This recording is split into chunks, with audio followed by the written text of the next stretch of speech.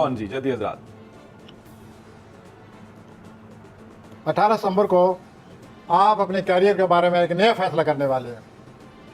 पिछले फैसले आपने करके देख लिए हैं, अब एक नया फैसला आने वाला है। अभी मेरे साथी जो हैं, पार्टनर जो हैं, वो सवाल कर रहे थे जदीद रात के बारे में, और यही बातें हो तो आप अपनी को इरादे से काम लेकर आगे बढ़े।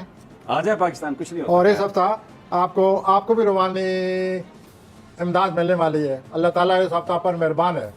आप इबादत करें, अल्लाह से मदद मांगे अल्लाह से, और अपनी मुराद अल्लाह के सामने रखें, और अल्लाह से गुनाहों की माफी और रूहानी ज़िंदगी पर गौर करें। बिल्कुल।